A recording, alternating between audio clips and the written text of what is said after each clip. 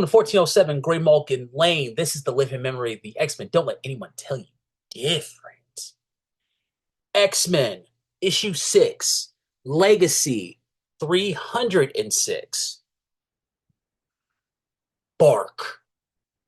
Written by Judd McKay with penciler Natho Diaz with inkers Sean Parsons, colorist Marte Garcia, and first Safente Soho, with letterer VC's Clayton Cowles, with a slew of variant covers, and the cover artists are by Ryan Stegman, J.P. Meyer, and Marte Garcia.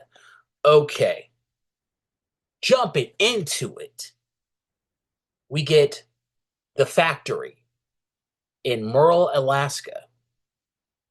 A young Quentin Quire is looking over the demonstration of humans who are against the X-Men taking over the former Sentinel making factory that employed the entire town. But when the X-Men took it over, all those jobs are gone. So the humans feel a certain type of way about it. They take our job. I'm not siding with the humans, but like, damn, the X-Men just kind of like go in, take what they want. It's kind of weird, but whatever. Nobody wants to talk about it. But we get Quentin Quire. He's looking over all this, and he's solemn. It's crazy to see him like this. He's like, you know, he's like, what's the whole point? What's the point? I don't want to do this. It's kind of weird. He's going through an existential crisis ever since the Sabretooth thing. Hey, Judd McKay, I like where you're going with this, all right? You're making they did something with Quentin Quire that we haven't seen before.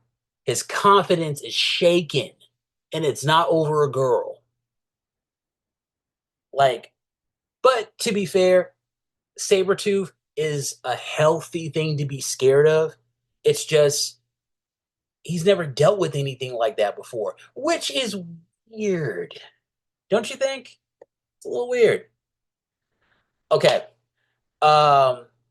Heidi, in the middle of all this, she sees like a girl doing like the new gang symbol, like letting people know that she's a mutant and she needs help. We get the X-Men. Okay, I love these group shots. Anybody who knows me, I love a good layout that shows everybody. And this is a really good one. I wish we could see a little bit more Zorn, but like, I get it. Like, to me, it kind of looks like this picture is kind of like showing the importance of everybody in the series. You know what I'm saying? Like, you got Temper, you got Kid Omega, Cyclops, Psylocke, Magic, and Juggernaut all in the forefront. Glob Horman right a little bit in the back. Zorn, he's very barely there, but you see Magneto way in the back. He's there, but he's not there. I just picked this up. Okay, so we get Beast. He's talking about what's been happening with these two new not X-Men, two new mutants, man-made mutants. He's going over that this new group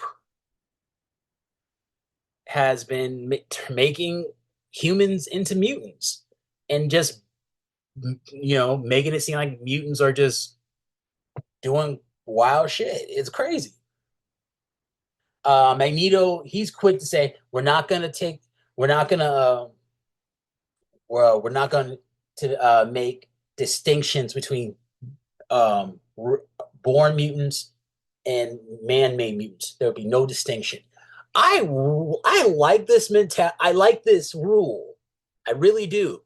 But apply it to everybody. I wonder if he feels that way about the Fantastic Four and like the various other races on the planet. Like, because does he consider all humans to be one, and anybody who has power to be other, and he's grouping them all together? That's a it's a weird thing. Okay, so going through it, Hank, I don't know if anybody sees this, but you get a lot of silent judgment of Hank while when he does these debriefings. Like you, I mean, it's always been the running joke that no one really wants to be there. Uh, Hank's gonna sulk if no one comes. That like yeah, but after psycho villainous Hank, it's it's weird. I feel bad for Hank for this one because he's behind everything. They basically took all right. Say if Beast was 40 years old, and when he went um, villainous, they just took him back to he was 25 and when he was like manageable. That that's really messed up. Um, we get Idy. She's talking to Illyana. She's like, "Hey, I need a ride to get this new kid to talk about this kid." Illyana, she's like, "Well, I don't really like the idea of me being used as a bus." Shut up. She really needs to shut up. Stop with that. I mean, okay, I don't like Illyana individually, but I like her as part of a team.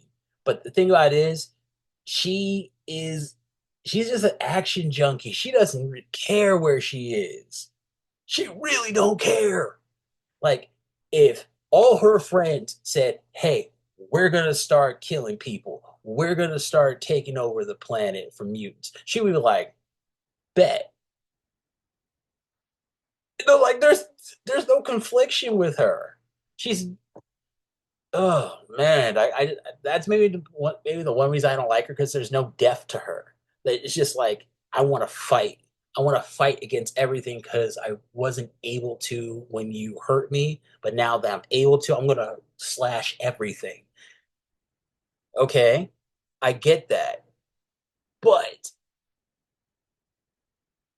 a little more depth. She shows you that she's a bit more intelligent in this. I guess. I mean, a broken clock is right at least twice a day. We get uh Heidi ends up convincing Illyana to go with her, but discreetly. She talks and she's talking to the girl. We get Beast and Magneto are like having a conversation. Like, no, Beast and Magneto are just like Beast is like, I'm sorry, I'm not working fast enough. I'm like behind on everything because the real one is out there all out there villainous, and we don't want him back. We want. I, it's so weird. I don't. It's so weird with that. Like I don't know how I feel about. Maybe that's my main thing about this series is how they neutered Hank.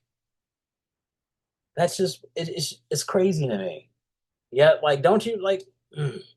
All right, I'm giving this book. It's solid. This book is solid. Like I don't really think that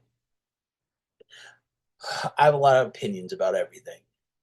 So I'm giving this book a solid three. Uh, it's cool. Like I get what they're trying to do. The Fargo X-Men are doing something. They're building something, and I see it.